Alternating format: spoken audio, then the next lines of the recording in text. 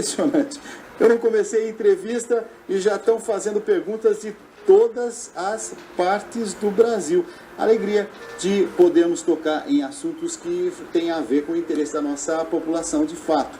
Tiago Mônaco, geriatra, que nessa noite vai falar sobre prática de exercícios físicos na terceira idade e outras questões relativas à terceira idade. Doutor em Ciências pela USP, professor doutor da Universidade 9 de Julho, responsável também por a área de envelhecimento saudável, distúrbios da memória, gerenciamento de doenças crônicas e assim por diante. Doutor, seja muito bem-vindo, doutor Tiago. Muito obrigado pelo convite. Olha, quando a gente fala assim de terceira idade, ter uma vida saudável na terceira idade, já está virando um clichê enorme e todo mundo já diz, mas vai falar as mesmas coisas de sempre. Mas a gente não está colocando em prática, talvez seja isso. Claro, claro. É isso? Perfeito. O que é mais importante, então, para ter uma vida saudável na terceira idade? Prevenção acima de tudo, atividade física, alimentação saudável e uma boa atitude em relação ao seu envelhecimento. Né? Boa atitude em relação ao envelhecimento, o que o senhor quer dizer com isso? Quero dizer que o envelhecimento, muitas vezes, ele é visto pelo seu ângulo negativo. Né? Então, não quero ficar velho, não quero envelhecer, quando na verdade é a melhor alternativa que nos tem. A outra alternativa é não viver até uma idade avançada, né?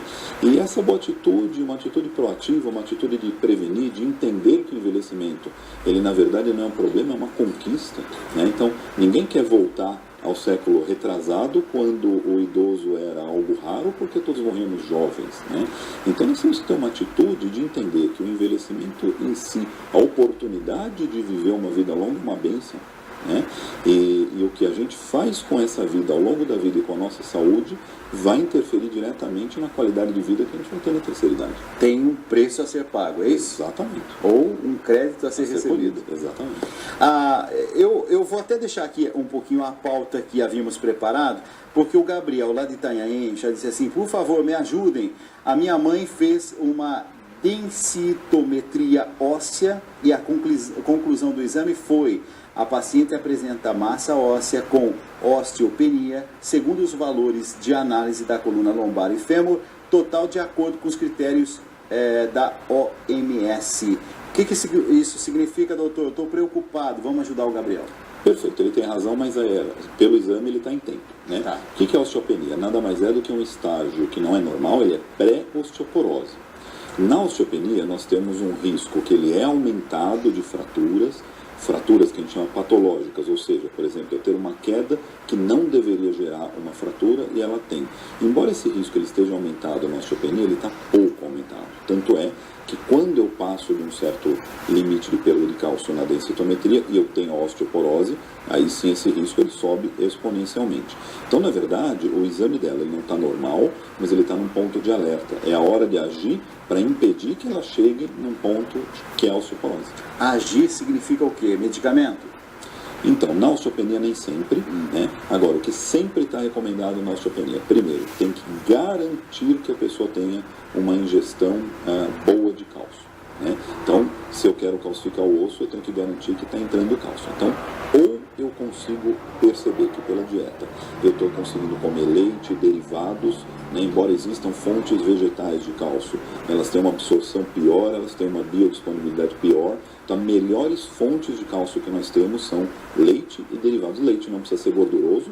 O leite desnatado, que às vezes as pessoas falam que é fraquinho, ele não é fraquinho em relação ao cálcio, ele é fraquinho em relação à gordura, isso é bom. Como queijos magros, o cálcio ele sempre está ali presente em iogurte. Essa é a questão de eu ter a matéria-prima. Agora, o que mais vai fazer com que esse cálcio ele se impregne no osso da maneira correta é eu ter uma fonte adequada de vitamina D. Isso pode ser através do sol, o bom sol, né, o sol do comecinho da manhã, o sol do final da tarde, e atividade física, que é o nosso tema de hoje. Porque a atividade física, ela justamente, do tipo que seja adequado, isso a gente vai detalhar um pouquinho mais para frente, que tem que ser uma atividade física de impacto, né, que o osso tenha uma compressão. O osso que tem essa compressão na atividade física, ele sinaliza para o corpo, eu quero cálcio aqui. E aí ele vai justamente colocar o cálcio no local onde mais precisa. Então já vamos falar sobre isso. Como que é esse exercício aí, um pouco mais intenso, o que significa isso? Pois tem que haver ou compressão óssea ou transmissão de linha de força pelo osso. Então, a gente vai pensar, puxa vida, corrida é um exercício de impacto? E nem sempre todo idoso pode praticar corrida. Porém, musculação é exercício de impacto. Né? Todo idoso levantar pode o pezinho e tal, aquela coisa. Exatamente. Todo idoso pode fazer musculação, se for com orientação adequada, pode. Então, levantar o peso com um professor bem capacitado, com uma boa orientação. O fato do músculo fazer compressão sobre o osso, esse osso sinaliza que precisa calcificar. Então, não só eu calcifico, como eu calcifico para o lugar certo. O medicamento, aí a indicação clássica do medicamento, que seriam aqueles fixadores de cálcio, tem de vários tipos, né? Eles têm o uso realmente clássico na osteoporose. Porque assim, na osteoporose, que também tem que ter atividade física, que também tem que ter ingesta de cálcio, a questão da vitamina D, mas na osteoporose eu preciso de alguma coisa que realmente favoreça uma bela calcificação. Mas na osteopenia, então fala você que está em casa assistindo, é a melhor hora de agir para evitar a osteoporose, porque frequentemente eu nem vou precisar de medicamento. Tem muita gente nos escrevendo, que bom que você está participando, redevida.com.br/tribuna. Esse é o endereço para você tirar sua dúvida. Aproveita nesta noite, como fez o José Antônio de Contagem, Minas Gerais. Minha mãe tem 94 anos. Aos 92 começou a perder a memória, doutor. Existe algum tratamento ou medicamento para voltar essa memória? Olha, a primeira questão de todas é que a sua mãe precisa de um diagnóstico. Né? Existem múltiplas causas de piora de memória em idosos. Elas vão desde, às vezes, uma falsa impressão, né? Então, eu não conheço o caso, mas suponha que às vezes pode até ser uma perda de memória relacionada com a idade, ou uma depressão, que depressão em idoso frequentemente causa grandes perdas de memória e outras funções cognitivas, ou então ela pode estar num estágio que a gente chama de declínio cognitivo leve, ou eventualmente na fase inicial de algum problema. Então, o primeiro passo é que ela precisa de um diagnóstico, porque a partir do diagnóstico ela vai ser orientada e a gente vai poder direcioná-la ao tratamento correto para que ela possa ter melhora. O bom do programa ao vivo é que você vai questionando. A Regina de Tiradentes, ela está dizendo o seguinte, Minas Gerais, está dizendo o seguinte: o senhor acabou de falar sobre leite, ela tem uma certa resistência. Leite ou queijo, o senhor citou queijo também, ela pode ficar só com o queijo, sem o leite? É a mesma coisa? Pode. Claro que as quantidades precisam ser calculadas, né, às vezes até pelo peso, mas assim, pode. O queijo, ele é fonte rica em cálcio, sim. Então pode. Há alguns benefícios que a atividade física traz para a terceira idade. Estava lendo hoje sobre isso. Melhora a flexibilidade, equilíbrio físico, mental, bem-estar, força muscular, coordenação. Agora, todo idoso pode, por exemplo, fazer exercício físico, mas a telespectadora, a Andréia Guimarães, ela está dizendo o seguinte: ela faz natação. Ela pode continuar fazendo normalmente só natação? Porque acho que o senhor fez agora uma referência de alguma coisa de mais impacto. Perfeito. Olha, a priori pode em tudo que não diz respeito à massa óssea. Né? A natação, ela não é um bom exercício para calcificação dos ossos. Então ela é boa para desenvolvimento cardiorrespiratório, ela é boa para desenvolvimento muscular, equilíbrio, força. Ela realmente é um exercício muito bom. Então meu conselho é que ela não pare de fazer a natação, mas que ela procure ou alternar, ou realmente, se tiver entusiasmo para tal, melhor ainda, continue com a mesma quantidade de natação e incorpore uma musculação 2, 3 vezes por semana, um exercício de impacto para pensar especificamente nos ossos. O Lucas aqui de São Paulo está dizendo assim que não tem mais jeito. Ele teve uma vida sedentária durante 6 décadas. Ele tem mais de 60 anos, né? Aí ele diz assim, agora eu vou começar? Eu acho que não tem mais jeito. Tem jeito para o Lucas ou não? A princípio tem. Então, ele primeiro, né, o Lucas não tem que se comparar com o Lucas que ele teria sido se ele tivesse feito atividade física desde sempre, né? Porque isso é uma comparação que ele já foi, né? Ele tem que se comparar com o Lucas que ele vai ser daqui para frente fazendo atividade física. E aí, não tem a menor dúvida, ele vai ter melhor saúde se ele passar a fazer atividade física desde já do que se ele não passar. Então, nesse sentido, sim, sempre é tempo. E nós temos visto pacientes de 70 e poucos anos que às vezes procuraram academia por falta de força, que estavam caindo, que estavam fadigando por pura falta de músculo, que anos depois são mais fortes do que eu. Né? Então, é sempre possível ter uma saúde melhorada pela atividade física. E é bom não se deixar levar pelo desânimo daqueles que estão próximos, porque não, nunca fez nada, vai tocando assim. Sempre Verdade. Tem um tio que nunca fez nada, está sobrevivendo, a turma diz, tá vendo, nunca fez nada, sempre bebeu, e olha a saúde que ele tem. Perfeito não serve ponto. Como referência. Perfeito ponto, porque é uma coisa que instintivamente todos fazemos, né? Não vá pela exceção. Né? Então a gente tem a pessoa que tem saúde e nunca fez exercício físico. A gente tem a pessoa que fuma 4 maços de cigarro por dia e nunca teve problema do pulmão. Essas pessoas, olha, gente, claramente falando, são a exceção. Né? A verdade é que quem não fuma costuma ter o pulmão melhor, quem faz atividade física costuma ter melhor saúde, costuma se socializar mais, diminuir a ansiedade, melhora sintomas depressivos, ajuda no tratamento de diversas doenças crônicas. Quer dizer, a lista de benefícios da atividade física é enorme. Dulcineia de Cachoeira Paulista está dizendo assim que ela viu num programa de televisão que subir escada, lavar roupa, tudo isso aí, os exercícios físicos naturais que vão sendo feitos dentro da própria casa. Mas um médico disse para ela o seguinte, isso tudo não resolve porque não tem constância. Ela está em crise, ela não sabe se ela acredita no tal programa de especializado em saúde na televisão ou o médico dela. O que ela fica? Bom, vamos dizer assim, nem tanto ao céu, nem tanto à terra. Né? Então, primeira coisa, quando a gente fala em atividade física, gente, é uma coisa importante, né? A própria Organização Mundial da Saúde dá uma definição belíssima. Atividade física é contração voluntária de músculo com gasto de energia. Então, atividade física, ela tem. Exercício físico são justamente aqueles programas preparados, planejados, né, para determinados fins. Então, assim, isto é atividade física que ela faz? É atividade física. Agora, a grande pergunta é uma quantidade adequada de atividade física? Primeira coisa, não sei. Né? Então não é que ela não deve fazer, agora a questão é, isso é suficiente? Não sei. Né? E, gente, em casa fica um alerta, normalmente não é. Né? Então às vezes a gente ouve a pessoa falar, mas eu ando o tempo todo na minha casa. Né? E de fato anda. A minha casa não é tão grande que se compare com uma caminhada de 2 ou 3 quilômetros. Né? Então, por mais que eu ande o tempo todo na minha casa, né, se eu fosse colocar, por exemplo, aqueles contadores de passo, né, isso já foi feito. Né? Na verdade, a pessoa anda muito pouco. Né? Eu andei o dia inteiro, mas naquelas pausas, naquelas distâncias curtas e tudo, é que eu vou ver no final do dia andei 300 metros. Né? Então, porque tem umas coisinhas que são ditas, às vezes, assim, de uma forma tão simplória e querendo que a gente transforme a casa da gente numa academia. A casa da gente não é academia, né, doutor? Não.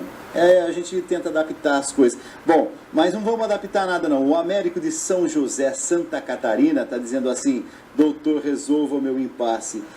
Qual será o impacto, o benefício da dieta cetogênica para quem tem câncer? Tem alguma interferência? Olha, aí você me pegou, porque eu não sou da área, né, nem nutricionista, nem oncologista, mas isso ele precisa realmente conversar com um profissional, especialmente se for o caso dele. De qualquer forma, a dieta cetogênica, em geral, ela não é uma dieta aplicável para todos, ela não é um exemplo de uma dieta saudável a se seguir, né? Ela tem certos propósitos, né, mas que devem ser discutidos muito especificamente. A Liana, aqui de São Paulo, está dizendo o seguinte... musculação, exercício de impacto para quem tem problemas na coluna lombar é indicado. Eu tenho dores quando faço, principalmente exercício abdominal. E aí, faço ou não faço? Então aí que está, né? O exercício físico, ele deve ser prescrito e orientado pelo profissional de atividade física ou fisioterapeuta, porque ele vai justamente amoldar os exercícios para que eles sejam os mais adequados para você, né? Então você vai fazer musculação, você vai fazer um alongamento, mas que eles sejam justamente, né, benéficos para o teu problema e não maléficos. Então ele tem que ser ajustado. Uma alimentação adequada, o senhor falou aqui sobre alimentação, começou falando, e estão 2 pessoas perguntando a respeito de alimentação adequada, o que significa? Um pouquinho de cada coisa? Pois é, a menos que existam restrições, né, quer dizer, aí já entra na especialidade, eu sou diabético, eu não sou, mas assim, em geral, o que é uma dieta saudável? Ela é uma dieta que não tem exageros, ela é uma dieta que é rica em tudo, E rica em tudo, para o nosso padrão habitual do brasileiro, significa que vai ter que ser menos rica em carne, né, e gorduras, né, e carboidratos, e mais ricas em vegetais, em frutas, em legumes, né? Quer dizer, ela é uma dieta que ela tem que ter realmente um pouco de tudo, uma dieta que ela deve ser preferencialmente fracionada, né? Então o hábito da gente pular refeições, quanto menos refeições nós fazemos, é pior para o organismo. Por quê? Porque a gente tende a comer grandes quantidades de uma vez, o que é ruim para o metabolismo, força armazenamento em vez de forçar gasto, que é o que a gente mais quer, né? E torna e deixa o organismo num jejum prolongado, que também força a nossa saúde. Então, além dela ser rica em tudo e bem variada,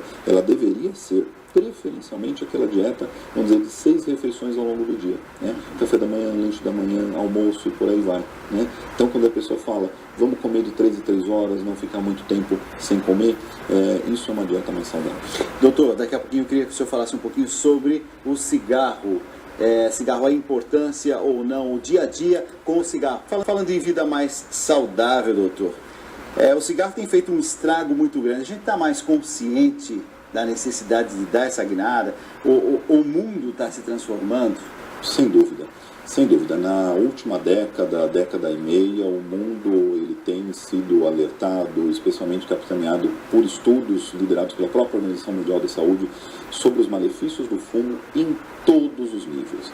O fumo, obviamente, ele é um enorme vilão quando a gente fala da saúde do fumante, mas o fumo também é um poluente. Então o fumante passivo, que é aquele que está próximo do fumante, ele também sofre, e sofre muito, às vezes como se fosse mesmo um fumante.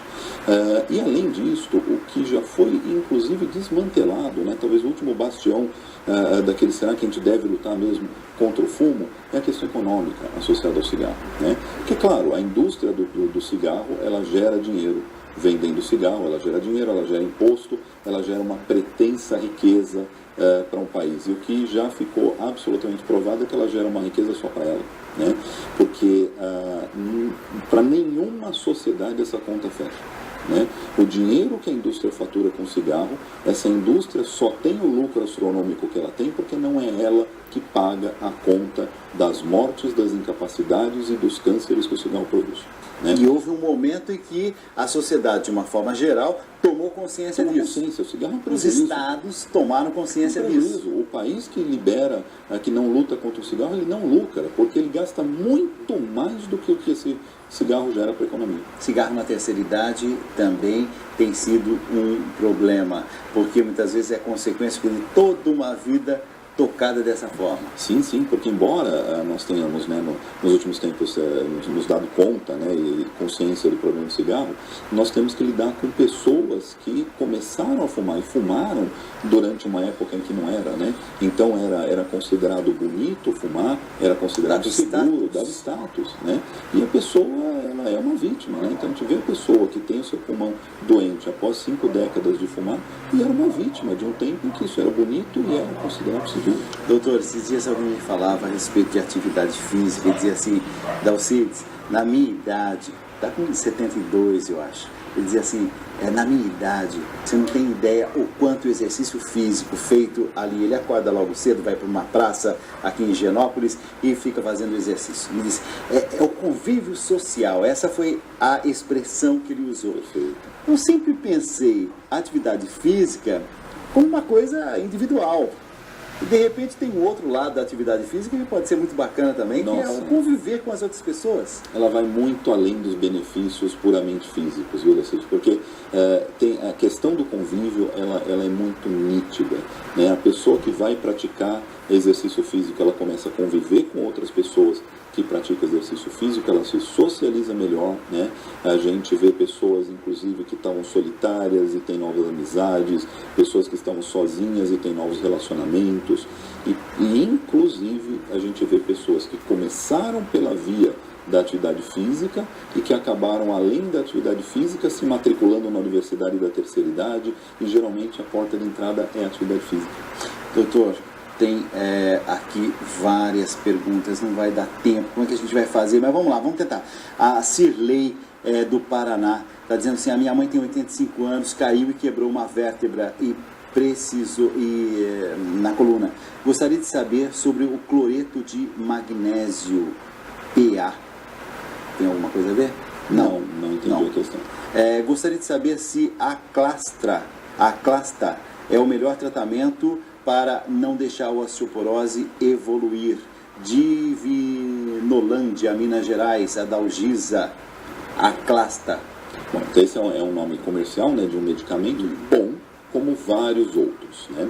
Então existem várias alternativas. Ele é um daqueles remédios que anteriormente a gente falou que se usa na osteoporose. O que ele é, na verdade? Ele é um remédio que ele é um fixador do cálcio no osso, porque uma vez estabelecida a osteoporose, eu estou com o osso tão descalcificado e o processo tão avançado que a tendência natural da osteoporose é que ela piore por ela mesma, né? Então a gente precisa, por um lado, lançar a mão de tudo aquilo que a gente puder para o cálcio entrar no osso. Então é a questão da luz, da vitamina D, da atividade física e da ingestão do cálcio, né? Só que ele vai, na osteoporose, ele provavelmente vai entrar e vai sair, né? Então a gente usa um medicamento que impede a saída do cálcio no osso para realmente ele calcificar. E o que os estudos mostram, né? Que na osteoporose precisa-se usar algum tipo de calcificador para o osso, né? O efeito do uso disso não é simplesmente a melhora da densitometria óssea, isso que ele faz também, mas as pessoas que usaram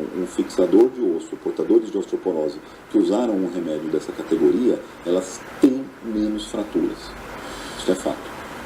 A remédio alprazolam, ela consome há 10 anos. Será que pode desenvolver Alzheimer, que era o tema anterior? É a Fabíola de Ibiúna, interior de São Paulo. Perfeito, Fabíola. Muito bom assunto. O alprazolam, ele é um medicamento calmante da classe dos benzodiazepínicos. Eles induzem ao vício, portanto, a pessoa começa a ter a necessidade de cada vez doses maiores, né, para conseguir se manter. Além de induzir ao vício, ele pode causar tonturas, desequilíbrios, sonolência diurna, né? Porque a hora que eu vou aumentando demais a dose, ele começa a ter efeito durante o dia. E em estudos recentes, os medicamentos da classe do alprazolam, dos benzodiazepínicos, foram implicados em aumento do risco do Alzheimer e outras demências. Então, é um problema sim, né?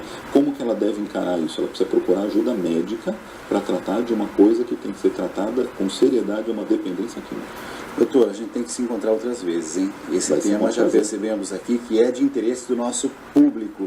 Doutor Tiago Mônaco, geriatra, que nessa noite veio falar sobre a terceira idade e, assim, exercícios físicos e nos motivar para a gente começar de imediato. Amanhã vamos começar isso? Se tiver à disposição, hoje à noite. Doutor, muito obrigado por ter vindo. Muito obrigado. Eu que agradeço. Obrigado mesmo.